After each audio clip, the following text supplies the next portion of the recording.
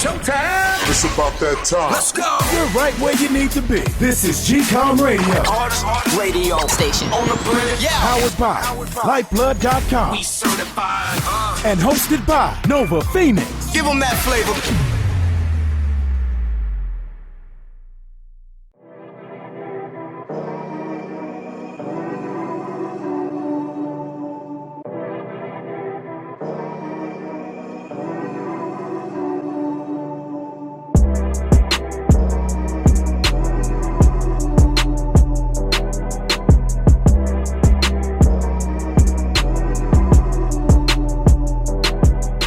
All right, folks. All right. We are here for another show. Yes, 192. I have made it.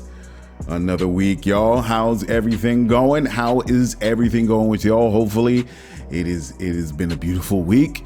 Yeah, for me, it's getting on the grind. Actually, I got to start getting on my grind with my thing that I'm doing. So I can get past this little test that I'm getting at. But you know what? Not to delay, but we got a lot to talk about, a lot of getting into the getting tos for the show. So let's just bypass all the formalities and get right to the show. I'm your host Nova Phoenix on GCOM Radio on iHeartRadio. And as I said on Twitter, I was going to get right to the main topic of the show. Of course, everybody knows what's happened in the last couple of days. The all-out brawl in Montgomery, Alabama. Oh yes, folks. Oh yes. Oh, a lot of black folks was smiling. The ancestors was smiling down with hands clasped, with a slight grin, like, yes, my people. Getting them dumb races, boy. I tell you, everybody. I was gonna play the joint on the show, but you know what? I'm not even gonna. Everybody's seen this. I know everybody's seen this 100 gazillion times. 100 gazillion times on, because let me tell you, it broke on Sunday. Of course, I don't really get into anything that break. I like to see, where it goes, because I've made some missteps myself on videos, and it turned out not to be the case. But videos came out of the situation that jumped off by a dock in Montgomery, Alabama. Next thing you know, a couple hours later, it went viral. It started out with one person, and two person, three person. Then all of a sudden, it just took on a life of its own, and it was every 2 or 3 tweets, or I don't know what you want to call it, access posts, whatever the case may be, on this X site. It was everywhere, man. And of course, social media always breaks the news, and it was us that was really breaking the story. And of course, major news media followed up afterwards. And by Monday morning, folks, the world knew what took place on the docks of Montgomery, Alabama. Mississippi burning. Let me tell you, man, everybody knows what happened. I ain't even got to go through it. Just know that black people wasn't for the shiznits that day on that sunny afternoon. I don't even know if it was afternoon or morning, but it did take place. Now, my question is, I don't even know why these white dudes didn't move the boat. The guy said, yo, do me a solid, move the boat. They didn't want to listen. I guess they was listening to that corny ass country song, Not in a Small Town, and they said, screw you. And they went off about their business. And I'm sure they was a little drunk. They was turning back some of the Heinekens or whatever they drink down there, and they felt ornery. I don't know why. Of course, when you see the video, because you see the video from the perspective of the people on the boat.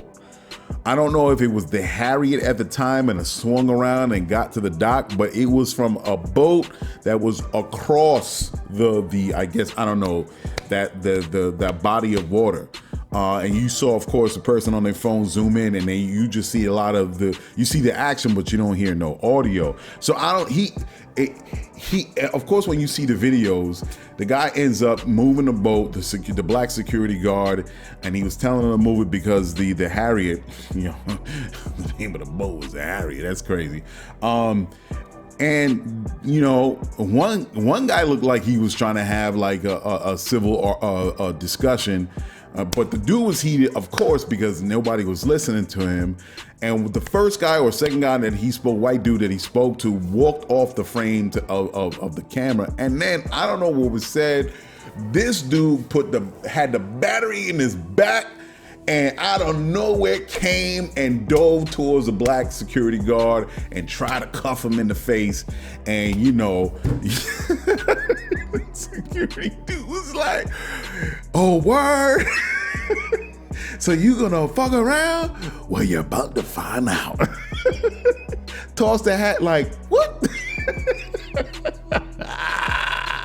My man tells that joint up with the attitude like, "Oh, word, you gonna come off to me like that?" Flip that joint in the air, and it was on like popcorn. And he started going at the dude, and everybody know the rest. People was moving out. What really got me was the young man. Of course, everybody talking about the young man. I don't know his name. I don't know his face. I'd rather not share it, but my man had hard. There you go. It was young boy 16, and he came out like, they got the little they got the jokes and the memes. They was calling Aquaman. He's Aquaman. My man came out. He jumped in that water. He went across that body of water, swimming to help his boy getting jumped, because the security car was getting jumped. Because when it always go down like that, man. White supremacy. They never played that game. They always want to jump in. So when that joint started happening, people started running from the dock, and the young man jumped in that water like Aquaman and got to the other side, and he was ready for the shiznits. And that's, is the minute they saw that there was a dude that got down. I don't know. I thought he was going to pop off, but he didn't pop off. He was just trying to separate the white dudes from the black security guard, because I guess he was like, let me just try to, but nah, it was already too late. It was already too late. Old goon set it off. And when that young man got on the dock, it was like, "Oh, word, let's do this." The black security guard took off that shirt. He was like, "Let's do it." And then I don't know what happens, right? So there's another piece of footage. So I don't know at what point that it went from the young man getting up on the dock. The white dudes is like, when they saw I knew they saw the guy swimming towards them. He was like, "You know what? Maybe we should be." And they was trying to walk back to the pontoon. So when they was too late, because all of a sudden the brothers came from over the upper deck. The brothers came from the upper deck of the dock, and they started following. And then it jumps to the video where the dude started to file out of the Harrier, out of the boat. So I don't know at what point, how much time went by from that scene where the young man went on the dock, and it was a bunch of brothers walking towards, and then it cut to another piece of the video on the other side. Someone had their camera from that side of the dock, and they caught the WWF SmackDown. Everybody was getting it. And then, my man with the chair, you know how many memes I saw with the chair? I saw one dude in the meme, the guy was doing some sort of shopping in the store, and he had the chair tied to his belt. There was so many jokes about that goddamn chair. That dude, the frustration of decades of bullshit was coming through that man's hands with that chair, because I don't know where he got that chair, but he went to swinging and he was clapping everybody. Of course he got arrested, and because passions was runneth over in the cup, or however you want to say it, and everybody was in the moment at the time. Some people got hurt. I don't know. One thing led to another. A lady fell in the river. The dudes was getting. There was one point where the cops showed up, and the two white dudes thought, the cops would show up, so you guys. They didn't give a goddamn. That was crazy. And what. I saw this crazy. I don't know. I'm telling you, I saw where the Crocs turned to socks. I ain't never seen Crocs get split like that and move up the shin, but I saw that close up of the Crocs.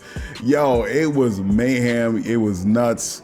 Yo, man, it was a joy to see that. I'm not even in the front because, a lot of times black people deal with a lot of bullshit and we see it on camera, and we've always said it must have been a unison understood message that it's like, yo, stop feeling that bullshit and jump in, yo, fuck all that. They going in. So, yeah, man, it was, hey, man, it was the business. And of course, a lot of people got arrested, the black side, the white side. What was very, was good. We'll see how it goes because the mayor, he posted something saying the 3 people that started all this mayhem got arrested. That started out on a good note. All right. Arrest the motherfuckers that jumped that whole situation off. And he was probably drunk as hell. Fuck all that.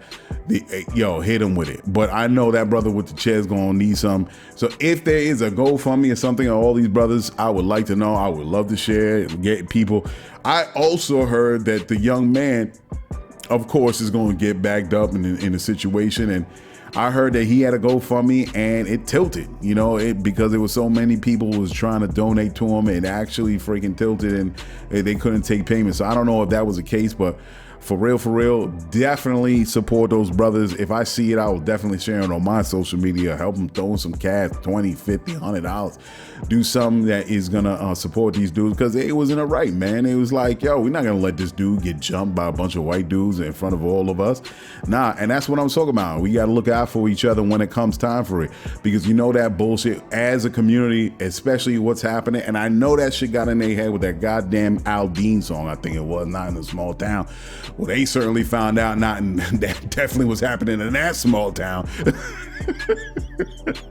Let me tell you, come on, man, it's real. The bullshit, the microaggressions, the overt racism, the bullshit with Trump, the MAGA shit, and everything that's happening in the politics right now, not just in whatever bullshit that's happening in Alabama, but also in other states. And, regardless of what they make you think in mainstream media, they think all the injustices and the humane acts that is happening to other people of color, and black folk are still dealing with the brunt of systemic racism to this very day. They will make it seem like it's other folks, and yeah, it is happening to other folks, but statistically, a lot of this bullshit when it comes to white supremacy in this country still affects the majority of people. Of course, it still affects black folk, and that's something that's got to be said, and black people got to stand up here. This goes to show, and I'm hoping this that same energy that went into supporting that black security guard, the same energy is going to go in what we're going to do in local politics, what we're going to do on a state level, what we in whatever way we can affect on a federal, national level. Keep that same energy because that's what is needed in order to shift the political landscape of what's happening to black people now. But it just goes to show that I think that we have to think that the wins that Martin Luther King and the civil rights movement and what happened in the past 50, 60 years ago, that wasn't some sort of the ultimate win, and everything happened to fall into place after the work of Martin Luther King and all the civil rights folks, all the human rights folks of the time before King died in 68, the Black Power movement. But it's something that is an ongoing fight, that battles will be won, battles will be lost, but the war against white supremacy is still on. And as much of the gains that has happened in that time period that went over in the 70s, 80s, we always have to remember that there will always be some sort of pushback or some counterattack to the progressions that are done with our folks in the previous generation up till this point. And if you look at history in the 60s, when Martin Luther King died in 68, the Black Power movement in the 60s and the early 70s, of course, what happened in our major cities in the 70s, how the crack epidemic happened in the 80s, how a lot of things, of course, connected to the LA uprising in 92, and everything that's been happening, the crime bill and everything is they're all interconnected when you step back and look at the big picture of the African-American experience, the history in this country in the last 40, 50 years. And we have to understand in this new generation that we have to take that baton. They didn't finish the job. They won in their time. What has to happen is, what are we going to do today? What are we going to do tomorrow to carry on that baton, to continue that progression to the generations after us? And hopefully this is like a turning point. Look, Black people have always knew what needed to be done. We always had that energy. We always talked about it at the dinner table. We always talked about it at the office amongst our friends. But the thing is, what is going to be that turning point that's going to activate Black people in their minds and their action that's going to take us there? The Montgomery bus boycott was a big thing. Racism was so rampant, it was so overt, it was so crazy at the time. Black people was like, yo, you know what? We're not going to ride on these buses anymore. And we made change based on what happened in that time period, because the city was losing so much money. There has to be things that we can put into action today that we can get the same outcomes of how our previous generations, what our previous generations won. So salute to all those brothers that looked out for each other and came together and saw the bullshit that was happening right there on that dock.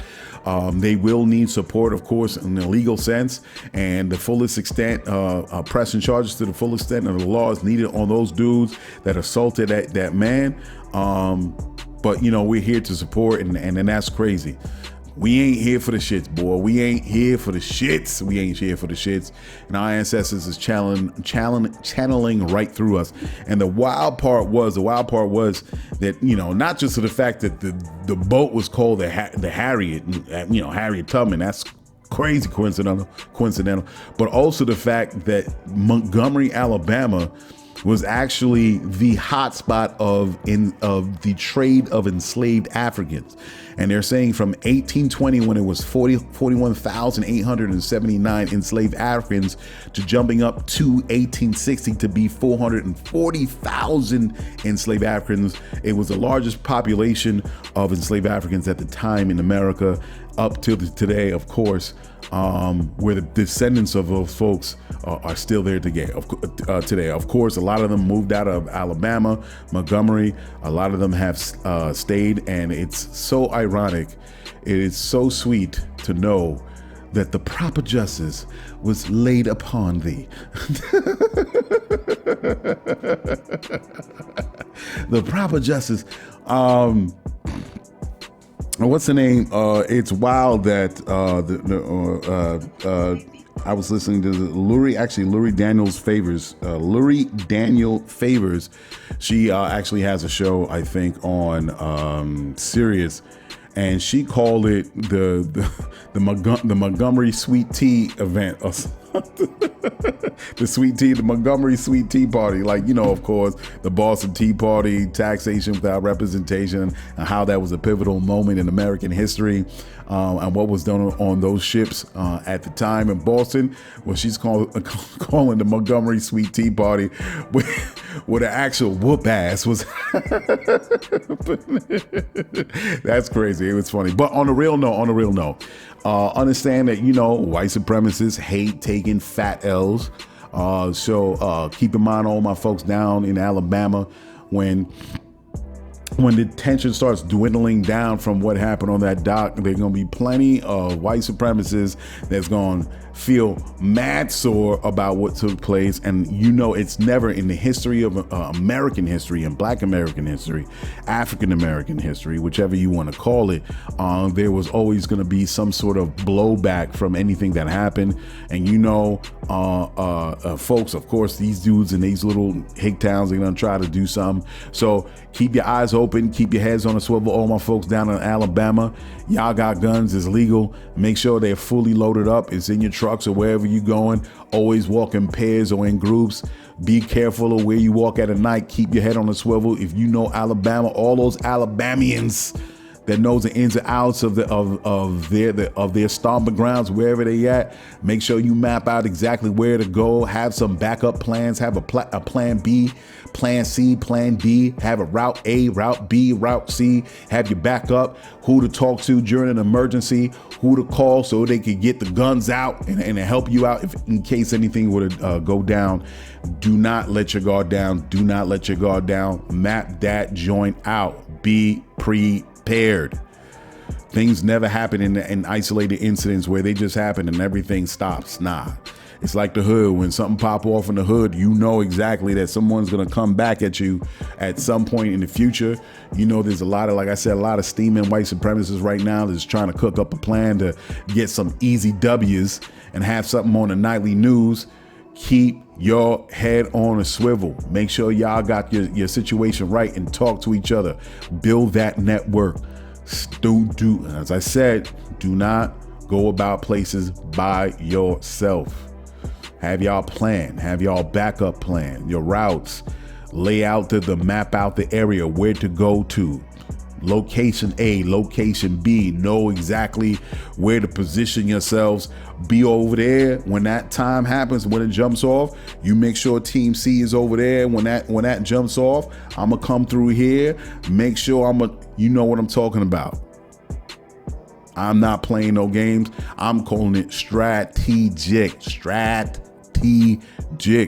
Don't be no victim. Ain't no victims here. That's what we see in all the tears. All that's done, gone. We know what is happening. We know that this could be reconstruction. The blowback from the reconstruction time of that time period. This could be another moment in time where they just, they always hate when black people come up. So they're going to try to do something. So learn from your history. Learn from it. Do not think it's something that just happened in the past that it can't happen again. Be prepared. That's all I got to say. So the next thing I like to move on to. Okay. Remember that time I was talking about back and then as far as my feelings on the FBA thing and ADO thing. Let me tell you, and let me just reiterate. You want to call yourself FBA, no problem. You want to call yourself, what do you call it? Gullah Geechee. I understand the history that's tied directly to the land and the region and the history and the people. I understand. You want to call yourself Hebrew Israelite, that's fine. You want to call yourself a Moor, that's fine.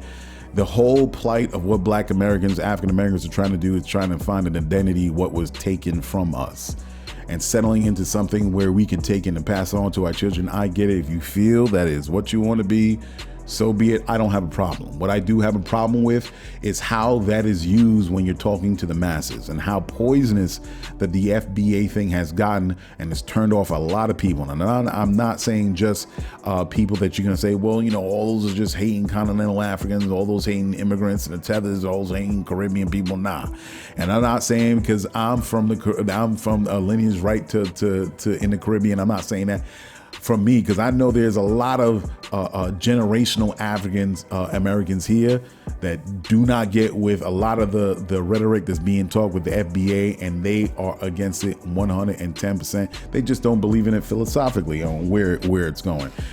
And that's my problem that I have. But the reason why I brought it up, because it can tend, without any critical analysis of what you're looking at or any historical understandings where things are, the chain of events has led up to this moment, why we think the way what we do, because there is a lack thereof. People are just going to grab things. People are emotional. And what way to bring people over into a certain quote unquote movement by just using the emotion and not using critical thinking.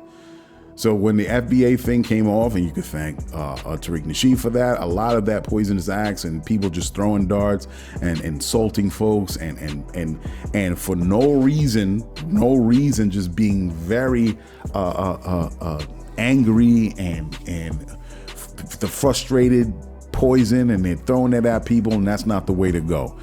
You draw more flies with honey than you can with vinegar.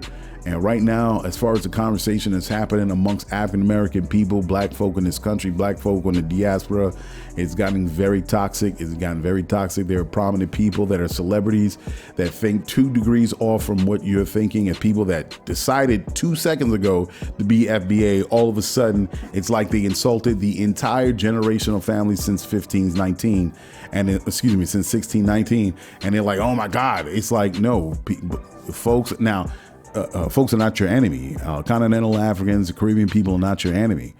You have to keep in mind white supremacy is enemy. But we also have to understand a lot of this talk is on social media. We don't know who these people are. They could be, as I said the last week on the show, they could be bots. They could be people that's just trying to stir the pot. We do not know. We cannot take it serious. I've always told people when you're exchanging words with folks online, keep in mind, this could be a 12-year-old that's just doing this for the shits and giggles, trying to just get you upset. But if you want to have honest dialogue about what's happening with African Americans here in this country, you got to do it face to face. You actually have to exchange worthy points, worthy viewpoints and opinions, and see what agreement that people could come to. Or you can agree to disagree and say, okay, well, if you want to do that, fine, I'm over here with that. So, but it's not that. It just turns into this wild digital mob and people just lobbing insults at each other, and you don't get anywhere. And I always think about my brother. I can't think of Dr. Carr. You always have to keep in mind, if something comes up and you're thinking about something, or you're having a dialogue about something, or you wanted to implement something, you always have to ask the primary question, and that is, how does it free us? How does it free us? And if it doesn't really attach to that question, then it's just a waste of time, waste of breath, and people just going at each other for no reason. But as I said, the brother that was having that issue was Kwame Brown, the basketball player. He has his own podcast, and he's been known. He kind of been stirring things since he's been saying a lot of crazy stuff. I forgot what team he played for. I think the Suns or something like that. But Kwame Brown, he was like, yo, I ain't African. You know what I mean? My peoples haven't been in Africa for 400 years. I'm here. I've been born, la. So, listen, I'm not trying to knock what this brother is saying, and even though people won't be like, well, you just did. But to be honest is that, yeah, you do not know what it is to be African, because that's the whole point on the initial conversation of the African American experience, that the colonists, the colonialists, those individuals that came into Africa, into West Africa, and stole you from your motherland and brought you over here, the only way they can toil you in the soil and get what they can from you was to dehumanize you. And that means to take away your history. That means take away what you know about your food, your language, your worldview, how you think of yourself, your viewpoints, and how you relate yourself to the world. As I said, with your worldview, all of these things were stripped from you, and you were denigrated, and you were kicked down, and your neck was stepped on to the point where you eventually forgot who you were, and that took generations. You forgot who you were. You may look African. You have dark skin and thick lips and coily hair and broad noses, much like those people over there on that continent we call Africa, but you don't know what it is to be African. That's the point. That's why you can say, yeah, I'm not from Africa anymore. They took that from you. And the whole plight of what African Americans are trying to do is find that once again. They may not find the whole part, because there are some things that's going to be eternally lost. But what you can do is take certain parts by visiting our brothers and sisters on the continent, taking certain pieces and building something entirely new. Something different. Not saying you're going to be Yoruba, saying that you're going to be Fulani, not saying you're going to be from one of the tribes in South Africa, but something totally new that it is African in the very sense of the word. It is African, but it's something there's going to be a new iteration, something that comes out from the cement. The rose that grew out of the cement is going to be something entirely different. I don't know what it is. And I actually say what is happening right now is African. Hip hop is African. It's directly every facet of hip hop, you can directly tie it to something back to the continent. From the music, from the beat, to the food, to where we move, to our language, our Ave language, all of that, from the scholars that have broken down our linguistics to our dance to everything, can be traced back to the motherland. So what we're doing is African if you think about it. We're just going, of course, it's a heavily influence of Western society, but it is. So sometimes it's not something that we have to formulate and grab from the outside. What we're doing now is something different. And I forgot the pottery. Let me see, there's Japanese pottery where if a cup or a teapot breaks, they glue it back together with gold lace. It's called kintsugi. And basically, even in the broken shards, there's beauty in that once you put this bowl of this pottery back together. And the gold lines that you've seen once this pottery has been put back together, you can see that beauty in that rebuilt piece of pottery. And it's not the same bowl of pottery that it was before, but something new because there was something added to it, something different. And I think as African people of African descent, once we start putting those pieces back together, it's not going to be what it was 400 years ago, but it's going to be something else entirely by what we do, what we add to it, from the influences, of course, from Western society. But once we have a direction using our minds and critical thinking, that we can jump that to the other side and say, this is something entirely new. And then we're going to take hip hop and we're going to change that around. And possibly a lot of the influence may come by visiting the continent and incorporating certain things.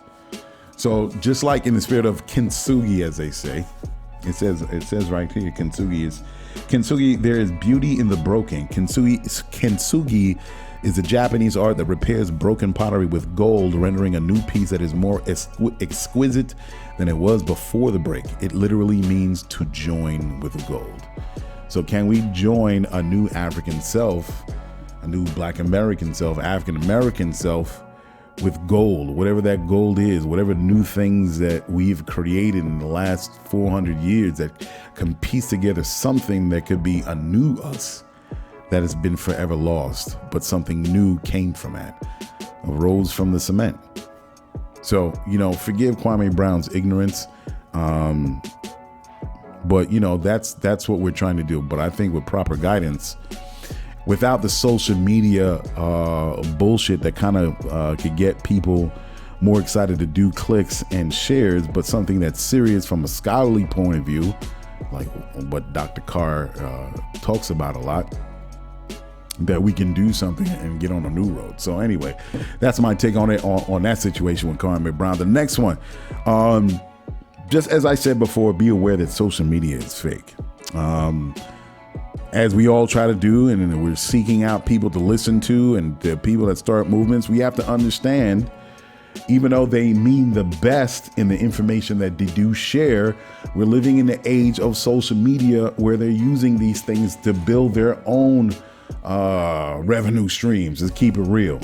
They have their own self-interest when they want to drop some knowledge to the people, but they're going to do it haphazardly because ultimately it's not about freeing the people. It's about, I'm trying to get this bag. That's the difference with as far as what people seek, or what Black people have been seeking in new individuals or quote unquote leaders that's going to pick up the mantle of what our previous generations did. The difference is we're trapped up and mixed up in this social media, and it is fake. And it's something that I pinned on my TikTok, and I had a message of that always as a reminder, all of this is fake. Now, there was some good things about social media when it was first coming on the scene, but unfortunately it's been co-opted to the point where it's more about hate and division and seeking out those things that are just going to excite you at the moment than actually giving you information. Now, people that they use their brains, they can extract the information from social media, but most people, they don't. They just use it for fun, and next thing you know, they're gobbling up something and they're taking it for truth, and then people are going to run with something and be like, yeah, see, I told you because I learned it on social media. Nah. Attention is fleeting, folks. It's just for the moment. And these is what a lot of these people do. They do it to grab your attention so they can get you to share, send money to them, or buy their t-shirt or whatever. We're living in the age where people are fully active in capitalism in the worst ways. And a lot of times these people's talent is shallow, or they don't have any talent. That's why they go to a lot of this kind of like base level bullshit, trying to get you wrapped up in some sort of talk or some sort of stunt that they're trying to give you, because they don't have any talent. You know, that's why a lot of times even actors and people with talent, singers, had an issue with a lot of these social media people, because I'm like, wait a second, there used to be a certain mystery when it came to actors and singers, because we weren't in contact with them like that. Now we see them every day. It's kind of like social media has demystified that mystery. And it's also brought, as I said, these social media influencers has brought them up to this level. Now people are saying, wait a second, I can have 5 million followers too? Ooh. I don't care about, I don't know, say for instance, Usher. I don't care about, I could get a bunch of people. All I got to do is act a fool. Or I got to have some, next thing you know, he got 5. I could do the same thing. I could be super famous just like Usher. And that's what got people like right now. That's doing hollow shit and then just throwing it out there. And to keep it real, it's successful in a lot of ways.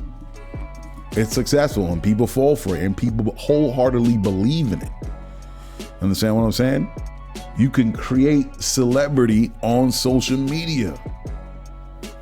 You could create celebrity and develop a bag based on social media. And like I said, it's kind of like, what's that new thing now?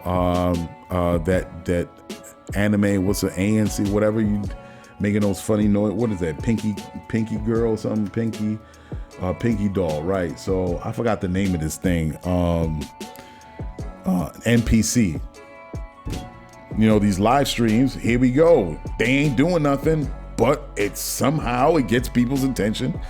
And Pinky Doll's making gagillions of dollars a year just doing like these, these little reward blurps out, you know what I mean, to her people, and be like, oh, gang. You know, hey man, it's making money. And there's some people that's jumping on that bandwagon. So, hey man, I'm not here to knock it. But it's not like this is a new thing. It's remember Jackass? Yo, that was super successful. That was a bunch of dudes. It was on MTV. If y'all old enough to remember Jackass, they just did stupid, wild, crazy, nutty, disgusting, bone-breaking, life-threatening stunts. And they recorded it and they put it on MTV and they captured the masses. And boom, it became this phenomenon. But the funny thing is, why I bring Jackass up and how it relates to what's going on with social media is that, not a lot of people, if you do not have a talent, then what you're doing at the time and the moment that captures people for that 5 minutes of fame fades away. Because the only people that really came out of Jackass or person who made a career after doing all those crazy ass stunts was Johnny Knoxville, the leader of Jackass. Everybody else kind of faded away. Because once the show, it was going on for 3 seasons. Once the show ended, everybody went their own direction and faded away. Of course, they did more Jackasses when they came together. But if all you are is what was hot at the time, and you cannot think, okay, how am I going to reinvent myself? How am I going to do something different that's going to stay in the public eye and create this persona, create this image that's going to carry me on and make a career out of it? People don't think that far. And I don't think any of those members of Jackass thought they was just a couple of knuckle-headed young dudes in their 20s and they did stupid shit and then it made money and that was it. But Johnny Knoxville, it turns out Johnny Knoxville had a talent, to me, in my eye anyway. He had the beginnings of what it was as an acting career, but I don't think he ever took it seriously because he did a couple movies and it fell off. I'm not saying he was like a A-grade theater actor, but he had promise. And a lot of people have promise when they first start out, when acting is not their main thing. But he never really followed up with that. So, I'm just telling people to be careful as far as what they see on social media. The movements that they want to jump on because they truly believe in this figure that was being created, that they see on on Twitter, on X now anyway, on IG and all these things, not just for the person that's selling fashion, but more something that's more politically oriented, dealing with social issues. Be careful who you follow, because a lot of times it's not about for the people. It's not about what's for the masses, or really being the selected individual to be the person to take on human rights issues for black folk. But, you know, they just doing it for the bag. It's just something that they believe in. It's just a regular person. And they're like, hey, you know what? You know, I got this movement. I got a million people, 5 million people listening to me on my live. I got like 8,000 people listening to me. I gotta turn this into something. I gotta monetize it. And a lot of times people monetize it. It's not like back in the day, back in the 60s, if you had civil rights leaders and they were fighting for the people. Now it's, you know, they've been fully enthralled and enveloped in capitalism, and they're like, hey man, I gotta feed my family. And in a lot of ways I do understand that, but when you do it in ways where you trick people to believe in something, and you lead them down a certain path, and it's just really you getting the bag, and then people all of a sudden they got your t-shirt, and it's not really the t-shirt that they really cared about, that they bought from you, but the words that you said, something that they really believed in, that they tapped into you, and you took them for a fool. You basically, you were a snake oil salesman. That you were trying to sell the hair regrowth tonic, and it was just friggin' olive oil. You know what I mean? So that's what really is the problem with a lot of these celebrities now. A lot of these social media influencers now, especially when it comes to politics, man. It's a shame. It's a shame, but you know, it is what it is. People are just looking for something to believe in, because there's so many things that's going wrong in this society. They're looking for hope, you know, and it's unfortunate when people take advantage of it.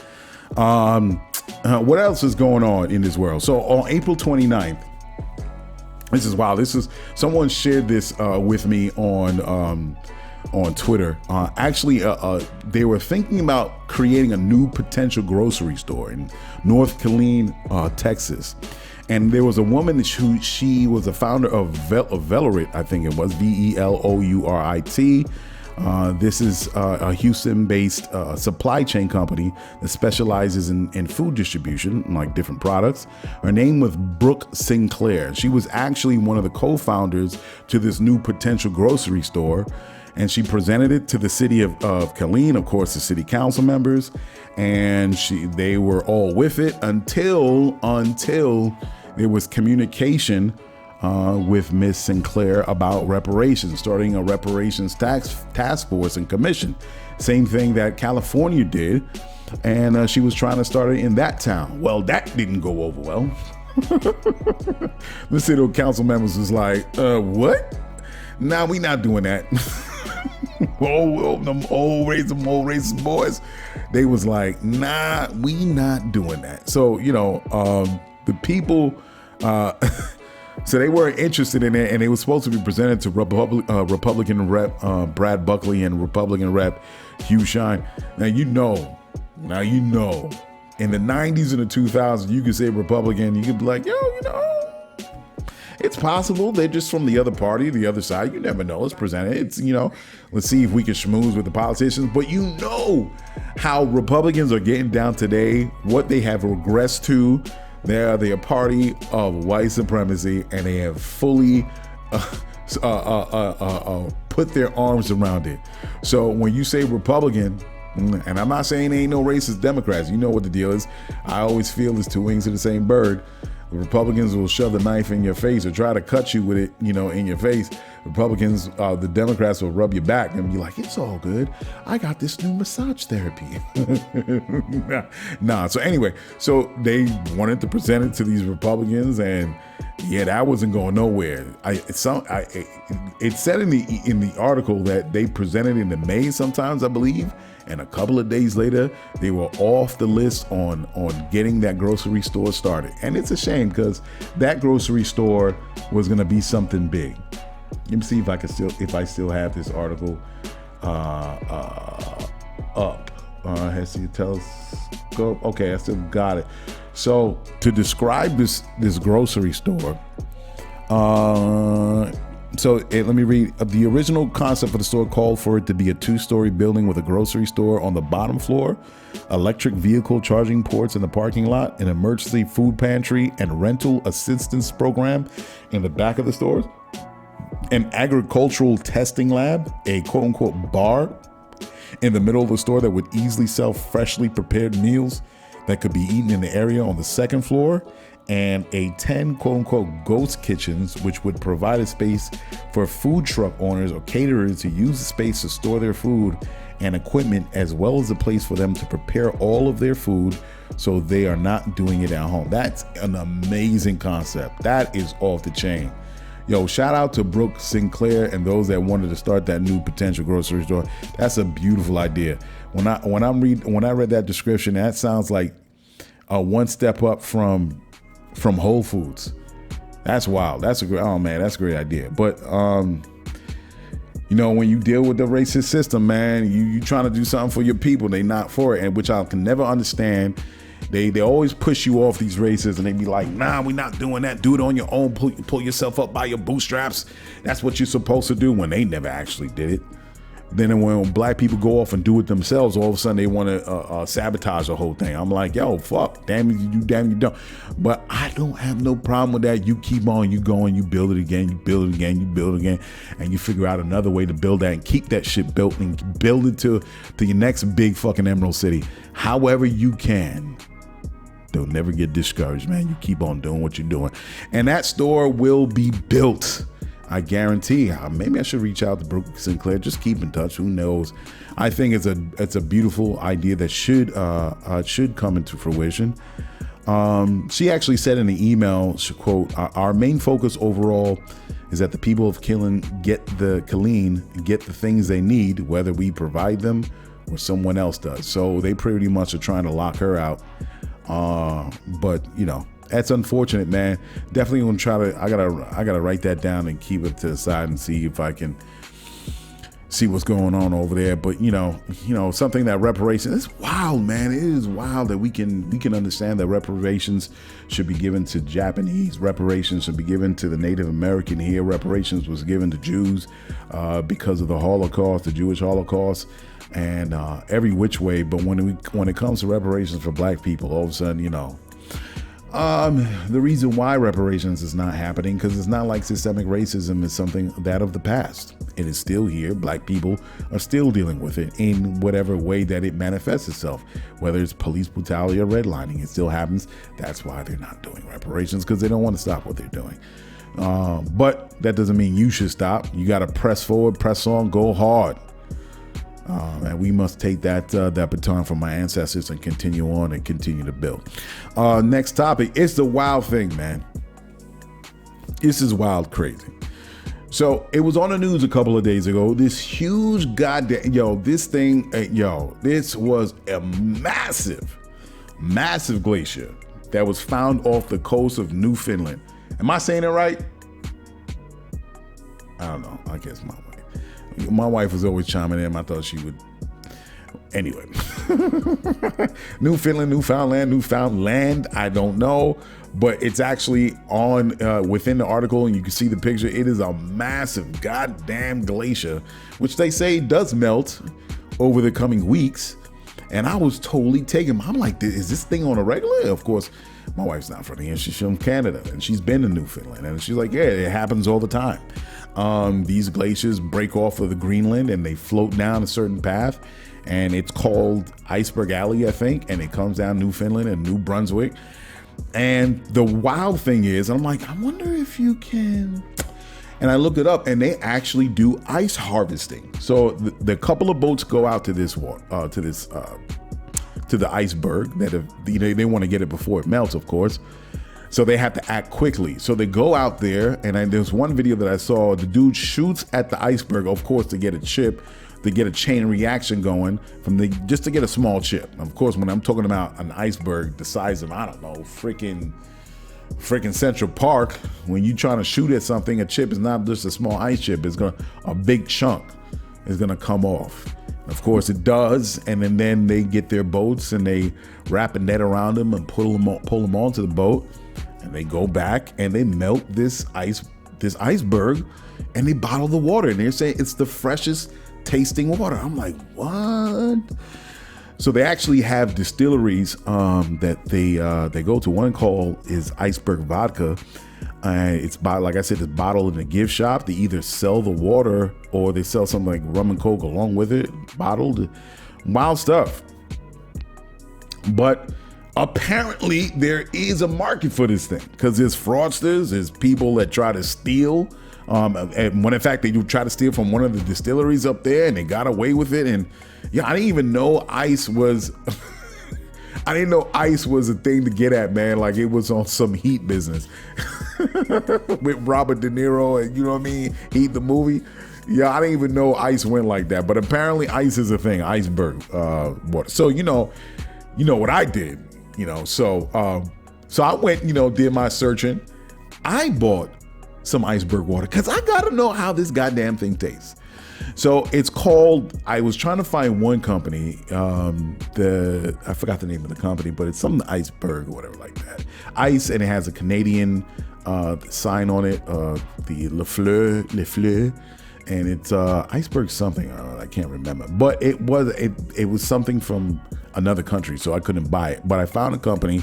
They're actually it's called Berg. The brand is called Berg. It's from Aqua Maestro. Aqua Maestro is the distribution company, and it's located in Fort Lauderdale, Florida, and they distribute a bunch of water. And they distribute a water, the one-of-a-kind water, the especially water that you don't necessarily get, that's very rare.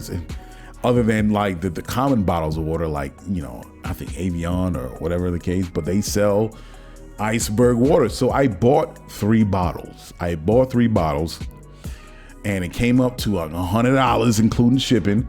It's going to arrive soon, and I can't wait. So what I'm going to do, actually it's wild. So what I'm going to do, I'm going to switch over from the audio part. Usually you guys listen to the iHeartRadio, GCOM radio on the iHeartRadio platform. I'm going to do it on the YouTube channel, on the video side, and I'm going to taste test this water.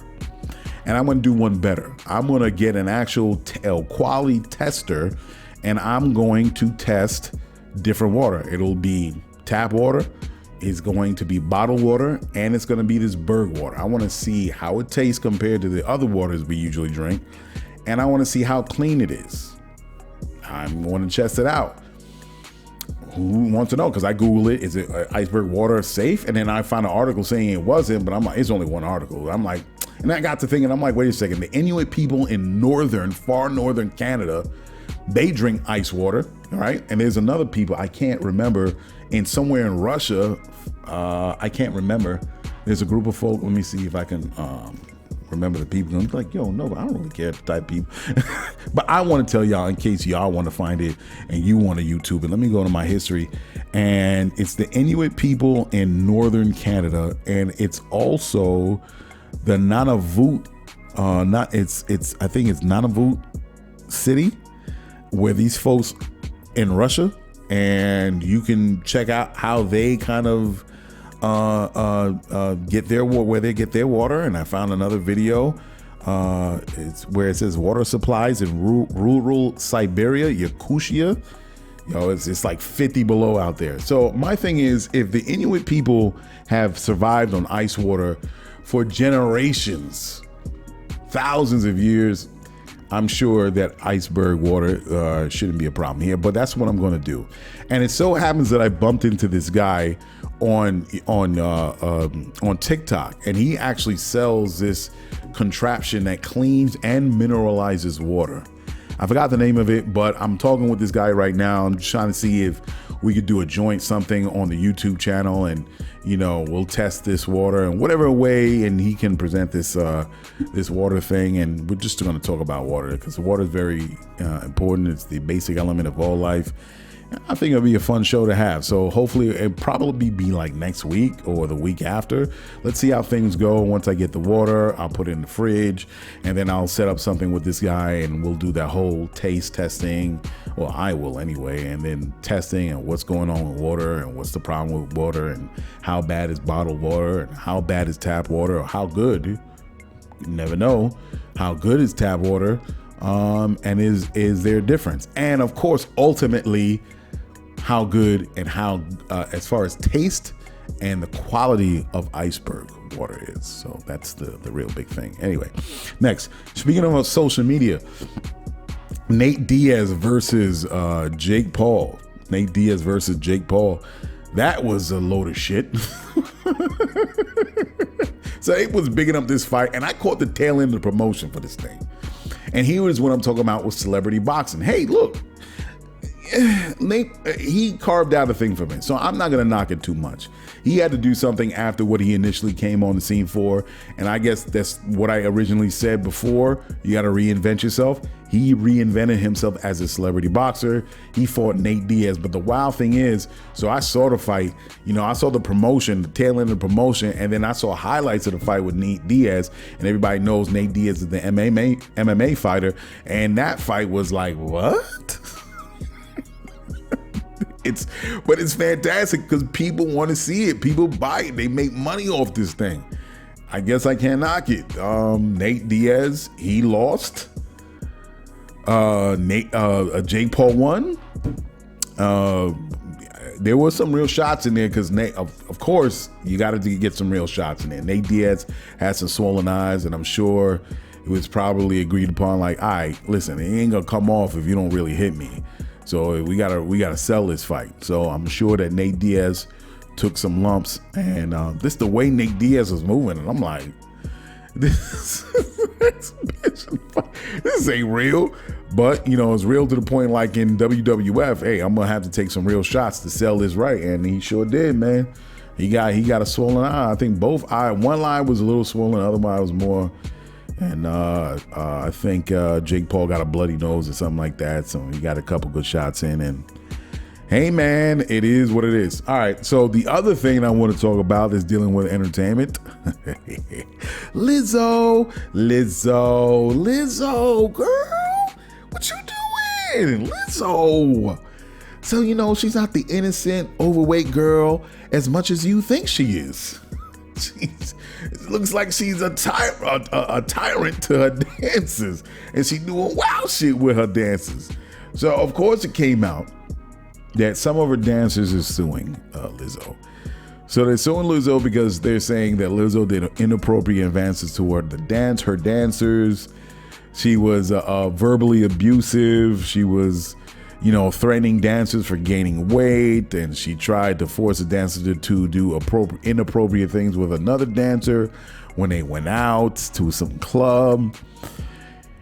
On and on and on and on. They actually said, one of the dancers said that she has video footage. She has video footage because she wanted to tape it because she gets panic attacks and she doesn't remember how things happen. So she records it. So it was some bullshit line. I'm like, all right, you recorded her ass. Keep it real. You recorded her ass because she was acting a little ornery. She was acting a little spicy, Lizzo. You was like, let me capture this bitch. Because she acting up.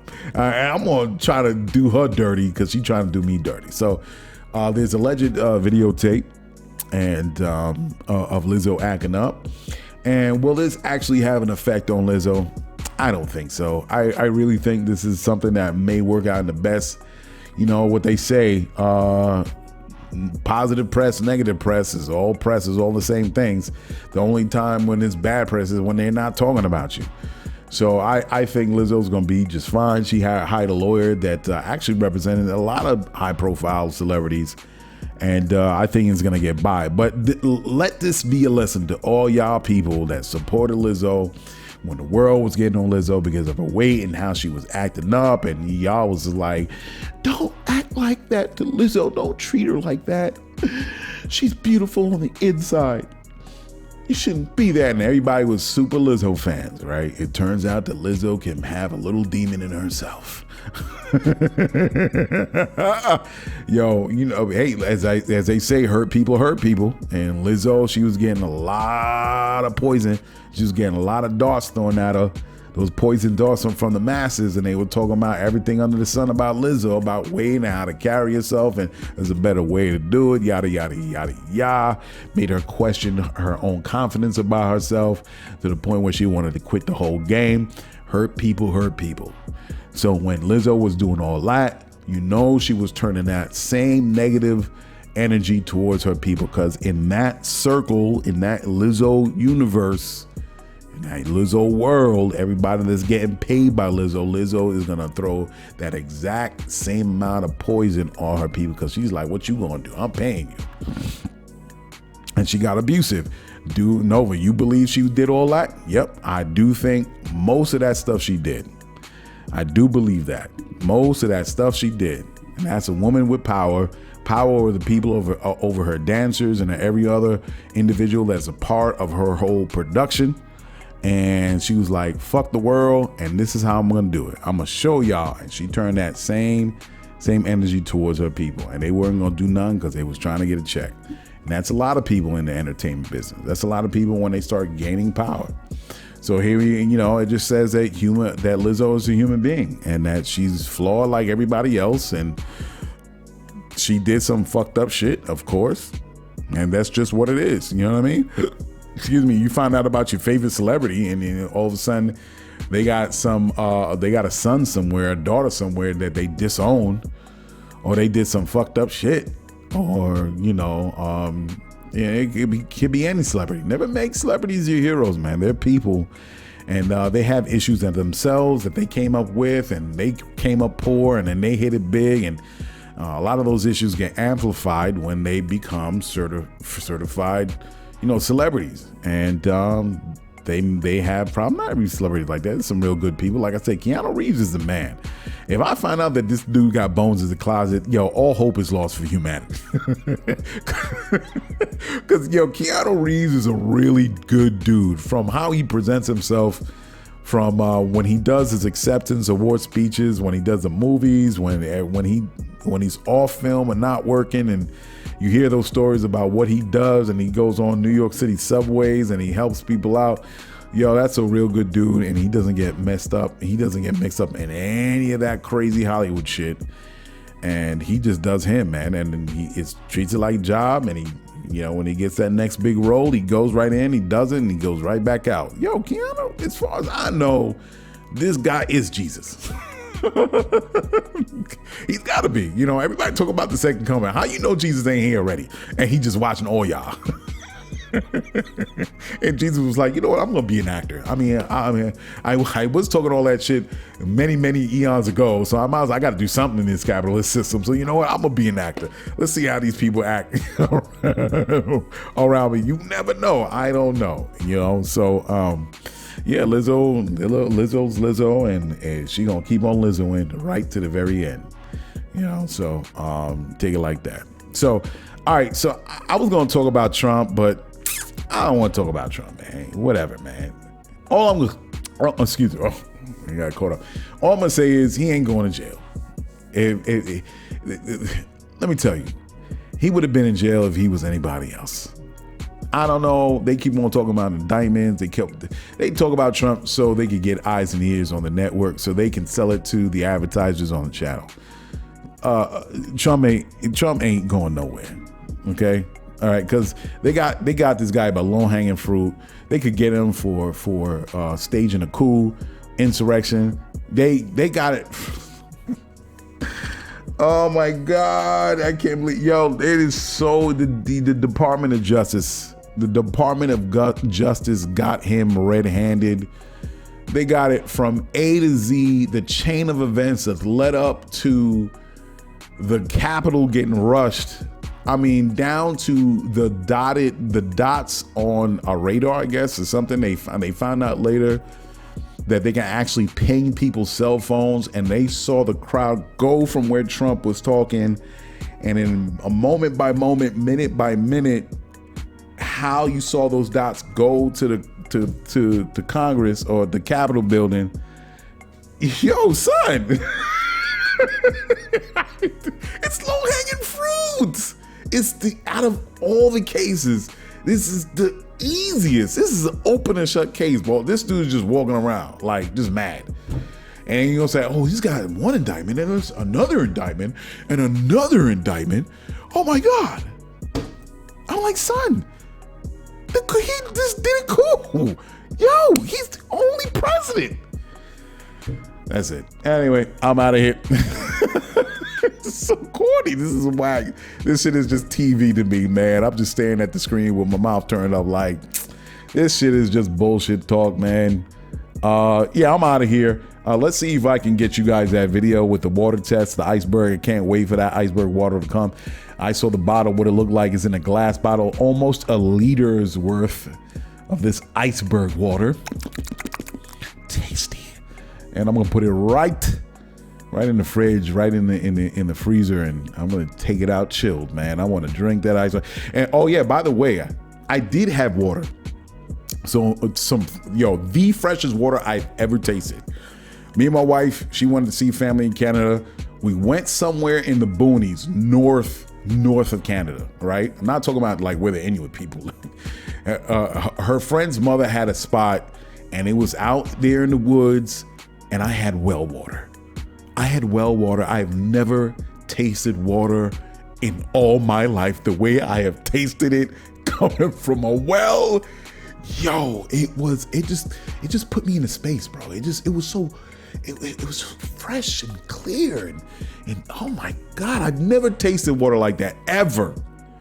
Yo, folks, all my city people, you do not know what well water tastes like. It is not tap water. It is not. Even the best bottled water has nothing on well water. That comes straight from the earth, from the ground, through the minerals. It's caught in the water. The crystalline taste. It was so the clarity. I've never tasted my lungs just sparkled. You know, my man that plays Batman. He was the sparkly and vampire. I forgot his name. Robert Pattinson, and he was a spark. You know how he sparkled in the sun? That's how I felt drinking well water.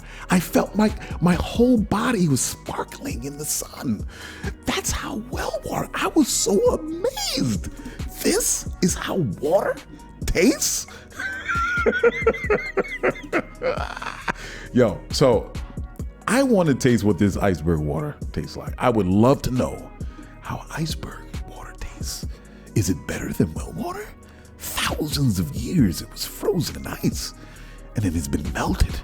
It has not touched any other contaminated surfaces, and it is dripped, poured into a beautiful glass a little under a liter and bottled and capped and sold.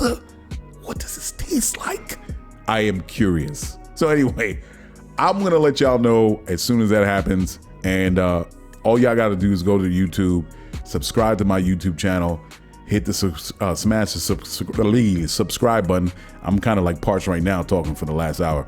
I'm going to go and drink this tap water.